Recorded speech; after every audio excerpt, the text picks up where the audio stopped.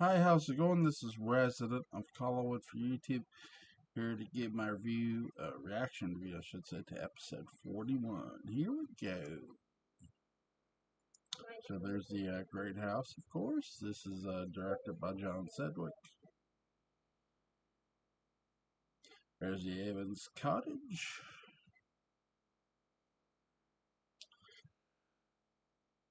There's the drawing of Burke Devlin. It's even more cleared up now. It's even a lot better. This is still the same day, by the way. Again, different episode. So we do get a bit of a shot of the door. Very little here in this episode. You see the door a bit, but you more see the other side a bit. You don't see the window this time, though.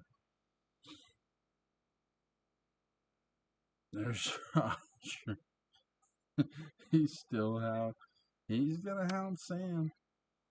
Is Malloy gone? Yeah, he's gone.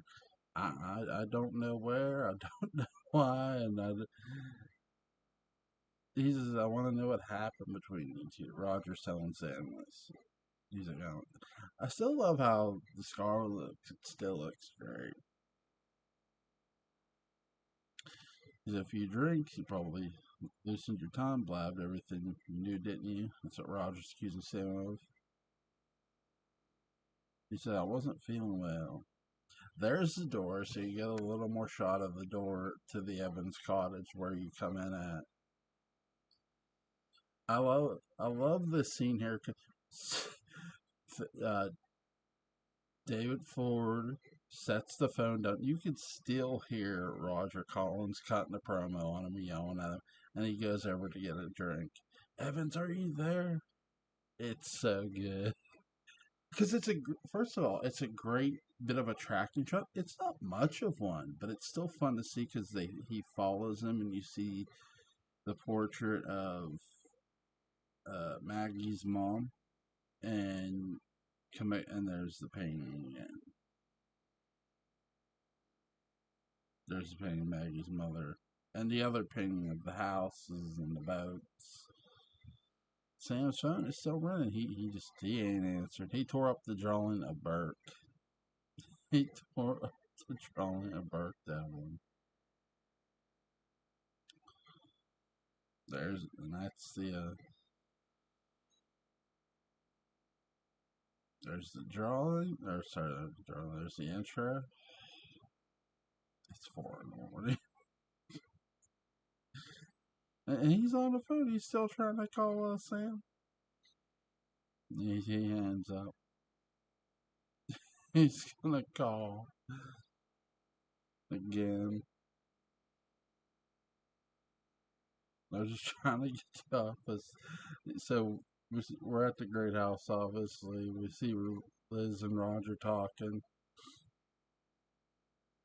And Roger tells Liz about how Carolyn tried to meet Burke. So he says about Carolyn leaving the ring. And he reminds Liz, when you were girl, didn't you leave your ring? So and Liz looks worried. She's like, think he's interested in this man. And he says, I got more. That's your affair. I got other things to worry about.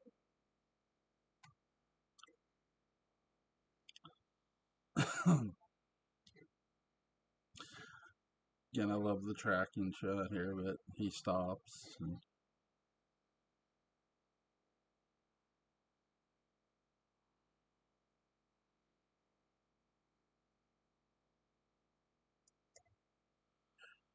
So finally, after 41 episodes, what I love most here about this episode, we're getting a little more backdrop into Roger and Elizabeth to a degree. We're also, more importantly, we're getting more of a backdrop into why Roger has no more of financial stake in the company. He sold his shares publicly But the person who bought his shares was his sister Elizabeth, was her. Because if anybody else bought Roger's shares, somebody else would own the company, the cannery. And you might say, well, why didn't Liz have the majority of the shares more so than what Roger did? Because what you're going to come to find out is Elizabeth is the firstborn, Roger is the secondborn, so Roger's the youngest of the two. Not in this episode, but you will find that out later. And I'm going to chalk this up to one single thing. Roger's the man. And I know how that's going to come across, but I'm not trying to come across. But I do think because, he left his son the heir, majority shareholder heir. But once he sold his shares, somebody had to buy his shares, and it was Elizabeth. Because she still had hers. Roger points out, he had fun with his money in this episode. By the way, I love how when John Sedgwick pans the camera back, and you see Liz standing near the drawing room doors. Roger is walking toward this table, and once he turns and stops, we follow Liz right to him, and you can see Elizabeth's face. You can see a bit of Louis Edmonds' face in it, but it's a really cool tracking shot. So they were my shares. Controlling interest. You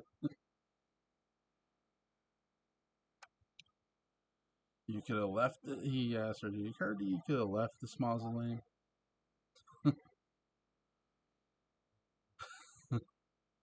He's like 18 years or so.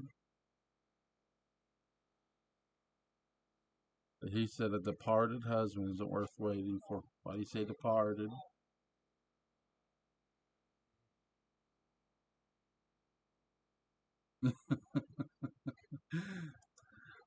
So Roger teases her a bit about Paul that he said your departed husband. He said why? She goes, why do you say departed? Well, he departed this house 18 years ago. Meaning Roger's meaning Paul left, but and Liz, I have no interest in discussing Paul with you. And he asked, why didn't you tell me that Coulter called last night? He said, well, I forgot. He didn't forget. He didn't forget. He's been busy. He didn't forget that. So Roger does ask her, or more speculate, you aren't thinking about bringing back the managed plant. And she says, you need not worry about.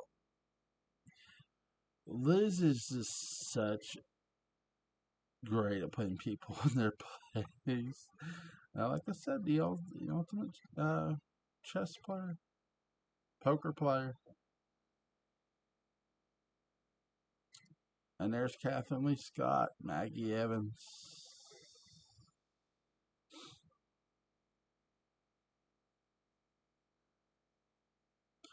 So when the phone was ringing and Sam didn't answer it, it was actually Maggie, not Roger. Which makes sense because Roger was still dialing. He did. So according to Sam's excuse for tearing up the sketches, he didn't like it.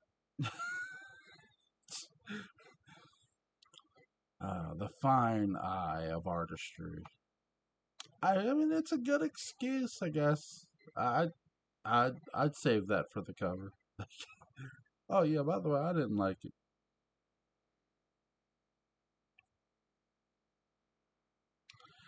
Maggie's like, don't worry about it. We'll lick them up yet. Maggie does not know what happened 10 years ago, but she does suspect that all her dad's problems center around Roger Collins. At least Roger. She's not sure how they involve Burke or if to a degree. She's questioning things. It's a really, really good job. One of my favorite things too about this episode is the phone call Jersey. uh, Here's Maggie and Sam. I like how Kathleen Lee Scott's character gets up off the couch and takes the drawing of Burke and sets it over there.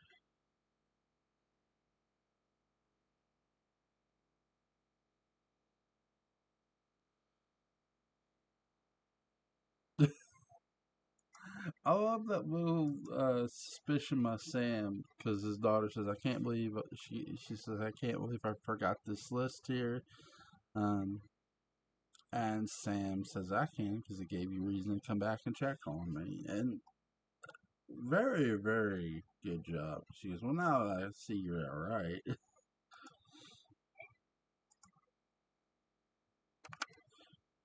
I love how they shoot her from reading that note, walks behind the couch, walking behind him. You get a close up of Sam.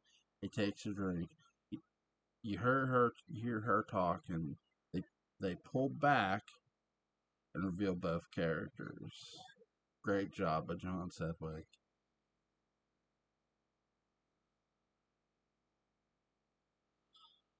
Really good job. Sorry, like I said, it's 4 in the morning here. I didn't get.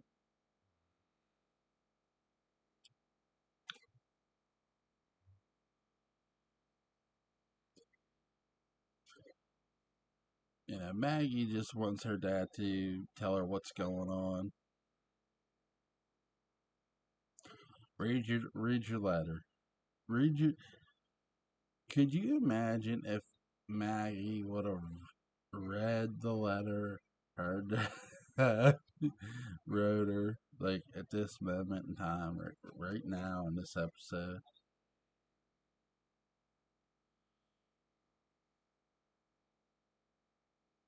So she does reference that ever since Bert came back, things always seem to have gotten suspicious around here. He's become upset.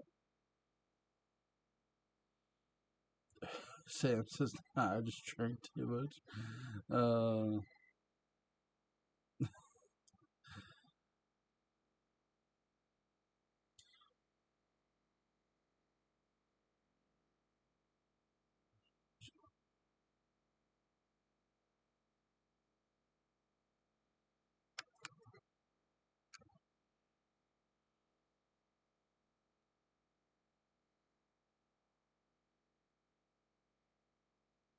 so Sam finally brings up a bit of the accident, or at least you think. He says he would do anything to get Burke a little justice. And Maggie says, "Are you talking about the accident that happened 10 years ago?" And Sam says, "Just let it alone."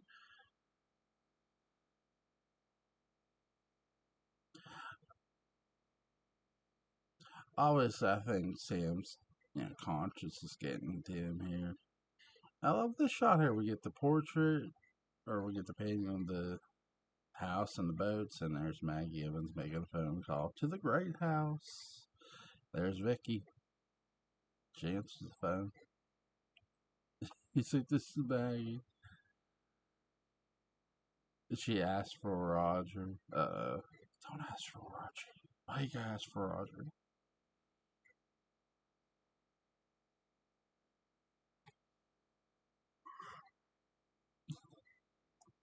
So I like she's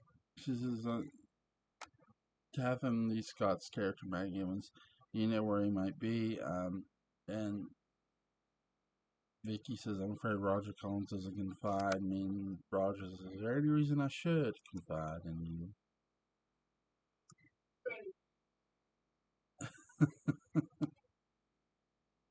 She's like, "It's for you." He said, if it's the office, tell me why. She's like, it's Maggie Evans. She said, it's important. This is a boss move by Lewis Edmonds' character here. He has the phone and he just hangs it up. Nah, I don't want to talk to you. It's real good.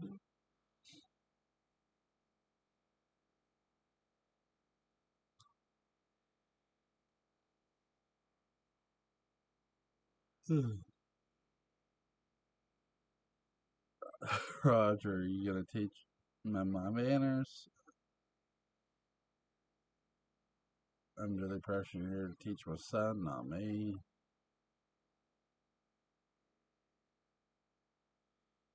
So Liz asked Roger if he knows where Carolyn is. He said, not the faintest.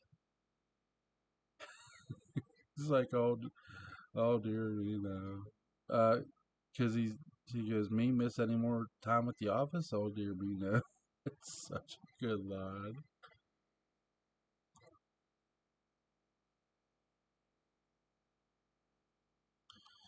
So Carolyn phoned earlier in the previous episode, obviously, and said she might not be home for dinner. That's what Vicky tells Liz, and it's the truth. So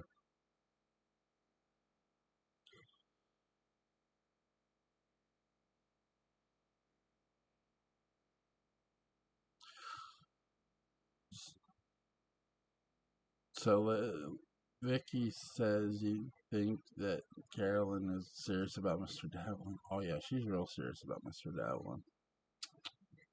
Know what I'm saying? Vicky, I'm gonna go check on David. Get back to teaching, David. You don't see David Hennessy or his character in this episode. It's a good character mention here. And Elizabeth is calling Joe. Joe, I meant to call you, Mister. I meant to apologize about my drunken rant. She's like, oh, that's not what I called about. She asked her if he has plans with Carolyn today, and he said he's not sure. He's not sure if they have plans or not. And he said, I'm not too sure about anything.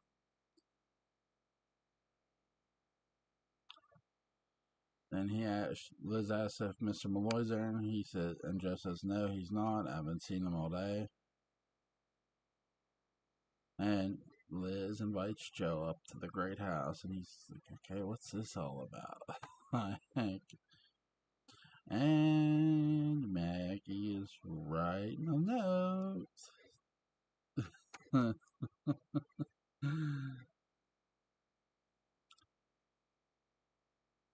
Yeah, Maggie's right-handed, by the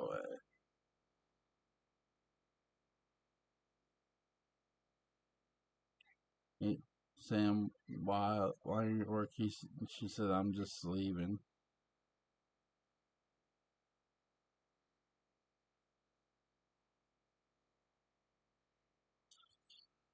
Sam tells her there's things that don't concern you. And she said, that's the silliest thing I ever heard you say. Because to Maggie, it's like, hey, you're my dad. Everything concerns me about you. You're all I got. And she actually says to him in this episode, you're all I got left. And she does say, I was just trying to find out what's been bothering you.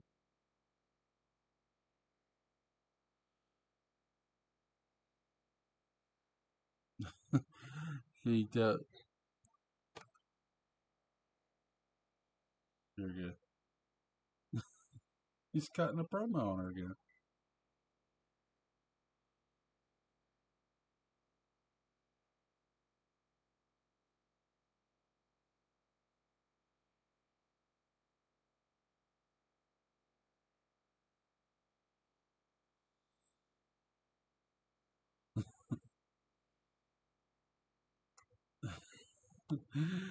I really enjoyed this David Ford just rant as Sam Evans here, and that's what it is at Maggie, his daughter, because he tells her because she tells him, "Hey, I phoned up Collins. I tried to speak to Roger Collins." He's like, "You did what?" And she tells him, he wouldn't even talk to me, and he said, "Well, why should he? Why would he?" And he tells her, "Don't. So help me, you might have signed my death warrant. Leave it alone." And he said, "So go manage your little fancy restaurant." It's really not that fancy, but still. And he doesn't raise a hand to her, but he feels like he's getting the urge to want to hit her or raise his hand to her. Um, I don't mind that they don't have him raise his hand here, because David Ford's sort of rant to this and his anger with it does sell like he's contemplating it. You know, great job by David Ford. Great job by Kathleen Lee Scott getting it out of him. And now she's leaving. She's like, "I'm leaving. I'm going to work." Yeah, here she tells him, "You're all I have." There it is. Maggie's going to work. Or is she? No, she's going to work. Somebody's gonna go up to Colin by the end of this episode. And there's Sammy locks the door. I don't want no more people. There's Roger. Open up in there. He's shaking the door. I'll just call police. Yeah, there's this crazy guy outside my house.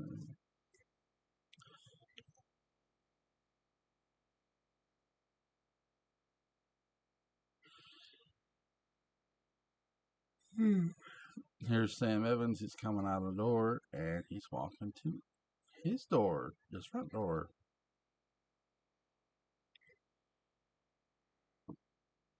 Yes, it was. Roger said it's Roger Collins. Is your phone in working order?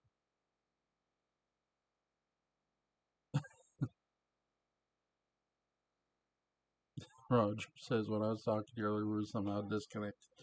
Just tell him, Sam, "Roger, I hung up on you, dude. I got a hangover." I think that'd have been something if Sam Evans would have said that, but he didn't. And Roger wants to know what he told Bill Malloy last night or earlier. You don't think much of me, do you?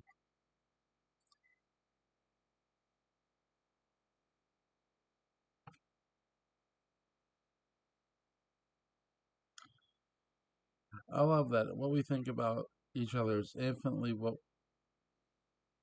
that what what we think of it is less than what we each deserve.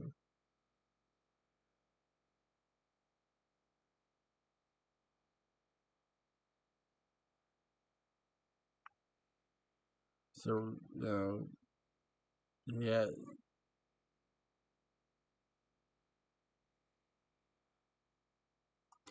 So in that little sequence of events, there, Sam tells Roger, "Why is he pumping me for information?" And Roger tells him, "It's not whether he pumped you or not; it's whether you gave him any information." You do know that she called me. Talking about Maggie. He, Sam said you wouldn't talk to her on the phone. She told me. And Roger's like, "Why should I?"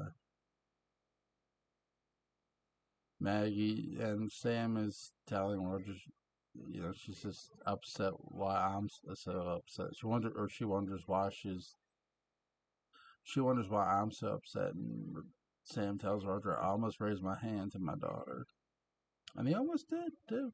He almost did. He didn't raise his hand to her, but he almost did. Ro-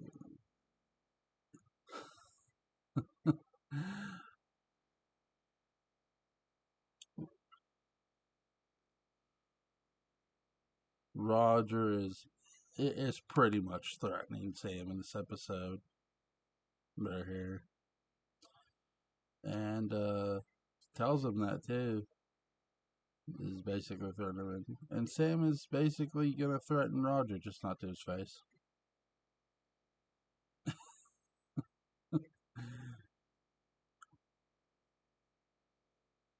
It's nice to sort of hear that from Sam because it lets you know, it makes you wonder what either man will really do when pushed.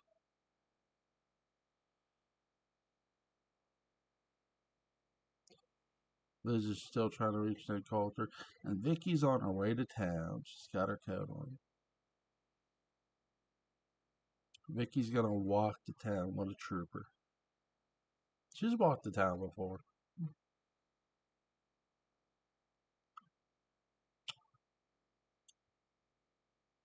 Liz says it must be odd to you that I haven't been on the grounds all these years. And Liz says, will you be home for dinner, Victoria? And Victoria's like, yes. So it's not quite dinner time. It's not quite dinner time. It was going in the lunchtime in the last episode. So it's probably 1:30ish. Probably 12, 1:30 now. I'm guessing my time. There's no clocks in these episodes. At least I don't see any.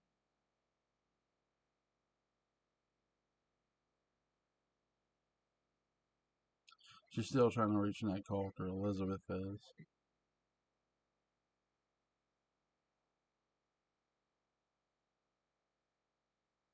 She asks, do you know if Mr. Ned Coulter's gonna come see me? There's a knock at the door as she's telling, have Ned Coulter call me at my house. There's another knock at the door. And who is it? It's Sam Evans, actually. But I do think this is a really, really good moment because you're not sure what he'll say. And this is what the episode's going to end on. So, the episode ends with a question. It starts with some questions. Some of them you don't really get answers to them, at least from the character standpoint. Roger doesn't know what Sam told Bill Malloy. We know what Sam told Bill Malloy. We, the audience, do, but Roger doesn't. And that's always key, too, when you're getting into these episodes.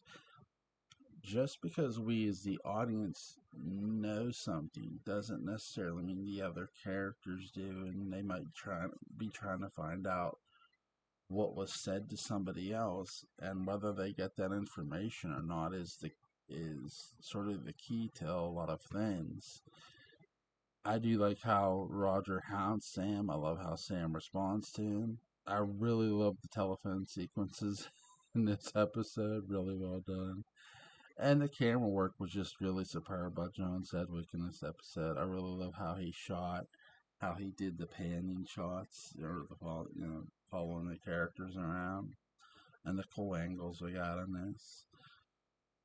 It was really, really nice to see the surprise at the end, though I knew it was coming, was Sam Evans at Collinwood. Because, he did ask in an episode, what kind of woman is Mrs. Stoddard? He asked that to Victoria Winter. So would she help somebody? And you know, and here's Sam going up to Collinwood by the end of this episode, and then ask, what's he gonna do? What's he gonna say? And we don't know that, but we're gonna find out. Great, great episode. Hope you guys enjoy the review.